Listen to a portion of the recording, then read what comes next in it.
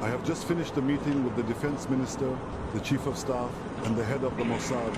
I have given instructions for the continuation of the campaign. Yesterday, we eliminated the tyrant Khamenei. Along with him, we eliminated dozens of senior officials of the oppressive regime. Our forces are now striking in the heart of Tehran with increasing intensity, and this will only continue to intensify even more over the coming days. And yet, these are painful days. Yesterday here in Tel Aviv and now in Beit Shemesh, we have lost dear people. My heart goes out to the families, and I send, on behalf of all of you, citizens of Israel, wishes for a speedy recovery to the wounded. We are in a campaign in which we are bringing the full force of the IDF as never before to this campaign to ensure our existence and our future. But we are also bringing to this campaign the assistance of the United States. My friend, the President of the United States, Donald Trump, the United States military, and this combination of forces allows us to do what I have been wishing to do for 40 years, to strike the terror regime hip and thigh. This is what I promised, and this is what we will do. There has been this call for restructuring. But for the North now, if I were to speak for the North, I would not speak for restructuring. I would think of giving people what they want. Yoruba nation want Oduduwa Republic. In the name of God, give them Oduduwa Republic. This is 21st century. We have a right to choice. Biafra want Biafra. Give them Biafra. Give every other nationality what they need. Because as far as I know, the relationship is sound. There is geometrical increase in suspicion across all expressions. The trust is not there. Suspicion is not there. And people want to develop at their own speed. If you want to go at the speed of rocket, please, you should be allowed to go at the speed of rocket. If you want to go at the speed of snail, go at the speed of the snail at your own peril, at the consequences coming to you. But for now, if anybody is thinking that physical federalism is the solution to Nigeria, he is not even understanding the geography, not understanding the history, not understanding the mathematics, not even aware of geometry and the geometrical implication of what they are asking about physical federalism. What we should have is, we should have sub-nations among Nigeria. Let every region get what it wants. Short of this, our children, our grandchildren will abuse us because we are going to leave behind for them a cancerous, that will defy every chemotherapy. How would you react to the development that the US government has taken down Iran? And a lot of people, the northern part of the country, Nigeria, seem to be silent like what it used to be before. What does that actually mean? I will tell you that with what is happening in the Middle East, with respect to the taking out of Ayatollah, I want to tell you that what Ayatollah represents is what Fulanis in Nigeria represent. Why did I say so? This is somebody that rose to power in 1979 after chasing Sheikh Mohammed out of power. And he came and introduced theocracy, a situation where if you are an Islamic leader, you are the highest authority of government in the country. And this is something we are seeing in the part of Nigeria where Boko Haram, ISWAP are trying to form their own caliphates in some part of the country. Do not forget that as we speak, Iran is one that is sponsoring Shiite movement in Nigeria. We cannot forget in a hurry how even the Buhari government on the 28th of July 2019 designated Shiite movement as a terrorist organization.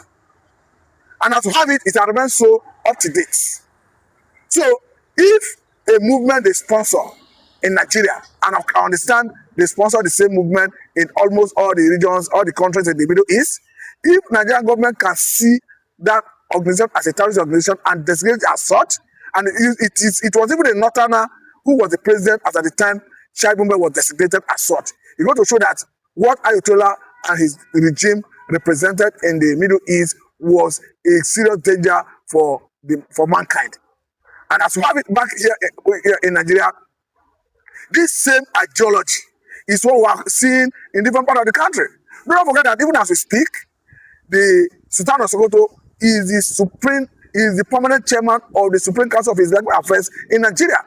Though that has nothing to do with governance, But the way it is, they have similarities in almost every sphere of life. So for me, what it means is very clear. It means that the people who have been under heavy subjugation in the Middle East, even around the world, as occasioned by movement they sponsor globally, have been released, have been relieved. I must tell you, Mr. Anchor, that we were surprised when we started seeing people coming out to jubilate. Even people from Iran, who of course we expected that maybe most of them would have felt bad that their leader had been taken out, are even coming out to celebrate the taking out of Ayatollah. For me, I think what this is meaning to us in Nigeria is a very serious issue, because back here in Nigeria, we have a situation where our government is already in collaboration with the American government. Do not forget that even back here in Nigeria, we have a situation where some individuals who are equally from the same Fulani extraction have stood against every effort of the Nigerian government to partner with the American government to fight this terrorism.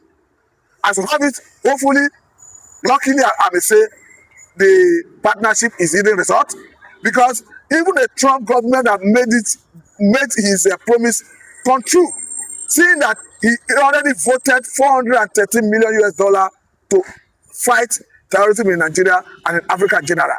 As at the last count, we already started seeing American boots on ground.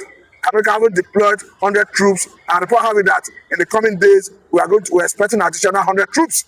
So for me, I want to say that American government should act fast. We want to see that collaboration yielding results, because a situation where terrorists take territories in Nigeria, I must say, it's unacceptable. I know that as a country, we ought to have monopoly of currency power to do this independently. But for now, we have not gotten there. So that is why this partnership is a work on development. But I want to believe that at some point, we should be able to have power independently to do this independently. But for now, this partnership is a work on development. I want to hope and believe that very soon, just for America is being seen in the Middle East, that we are going to start seeing such in Nigeria. Do not forget that on Christmas Day, we saw a surprise development when the whole world was awoken by the precision targeting of Lakurawa terrorist group in Tangasa local government area of Sokoto State.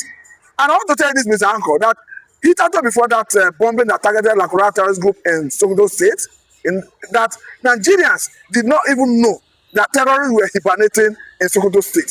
So we're going to show that perhaps that Sokoto State were their clandestine corporate headquarters. Now they were just staying there and going to Zamfara, Katsina, Kwara, Plateau to wreak havoc and perhaps return and retire to Sokoto State. Good thing, thank God for that intelligence-driven operation that exposed their presence in that Tangasa local government area of Sokoto State. I say this confidently because even the local government chairman of Tangasa local government area, after the bombing, is part of the wrong narrative that came from some northerners, came out clearly to emphasize that the place that was bombed is a no-hub of Lakurawa terrorism. Apart from that, we saw Arise News correspondent going for fact-finding, and of course, we equally saw videos that make round the pitching area that was bombed. So for me, that was like a defining moment in the fight against the terrorism. So if you look at how and when Kwara became an epicenter of terrorism, you will begin to wonder what is the intention of these people. So that's why I'm trying to tell you that they are the same thing. They are the same thing anywhere you find them. It's just a country like Ghana in 2010 that was able to use their federal might to decimate them to the point that they do not control their federal structure. But unfortunately in Nigeria, they have succeeded in infiltrating almost all the rank of government. Even the Jonathan, his time as president, was emphatic that there are some terrorist sympathizers in his government. We are even talking of that. Even recently, after the adoption of Kebbi school children, the Kebbi state governor came out publicly to say that before the attack and adoption, 30 minutes before that time, that there was an order that saw the military personnel who were guarding the school withdrawn. Nigerians, both the patrolling, both the political class, have been asking questions, who gave that order? To tell you that these people are entrenched deeply into our system. Up to today, nobody has been able to demystify who gave the order. Even at the level of the screening of the new Minister of Defense, talking about Christopher Musa, whom we all celebrated his appointment, he promised Nigerians that he was going to investigate to actually unravel who gave the order. But I want to tell you that as we speak, nothing have nothing have happened in that regard. And this is to even remind Christian of Amusa that Nigerians are equally and eagerly waiting to see and know who gave the order. Because I say this because these are part of the ways to fight the terrorism. As far as I'm concerned, the best way to fight the terrorism is to nip it in the bud.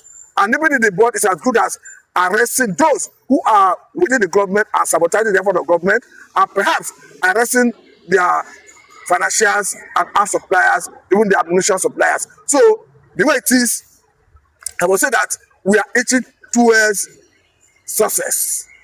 Okay, seeing very closely, recently, an army chief came out and said that negotiating with terrorists is part of the game that the military themselves actually endorsed. What's your reaction? I'm going to tell you that that is his view, that personally I totally have a divergent view. A serving military officer in this government. I'm telling you that personally I have a divergent view. I disagree with that his position. You cannot tell me that a country like America, like Britain, like Russia, like France, like Germany, like Israel, we go and start negotiating with terrorists. Let me tell you the only condition I personally recognize and acknowledge that is justifiable to negotiate with terrorists. If Nigerians are in captivity and going for their rescue will endanger their lives, like the time we have the issue of Dapchi girls, Chibok girls, the recent Kebbi school girls, the recent Catholic school girls from Niger State.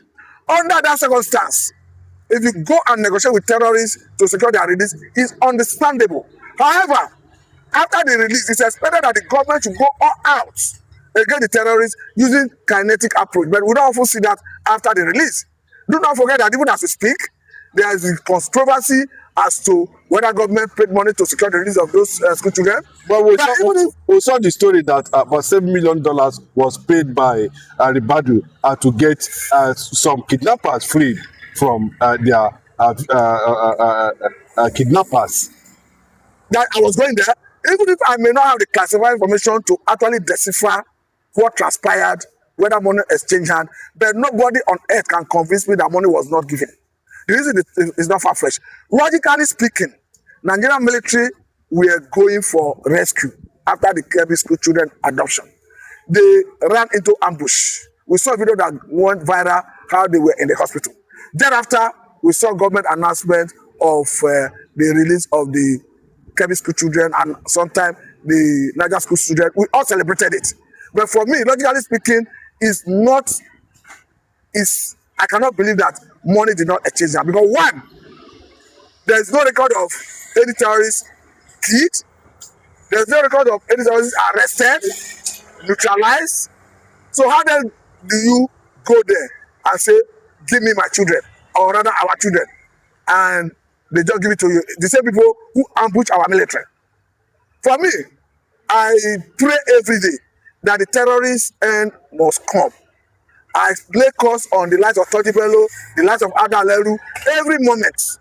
Because these are people who have no value for human life. These are people who name, kill, judge them for their modus operandi.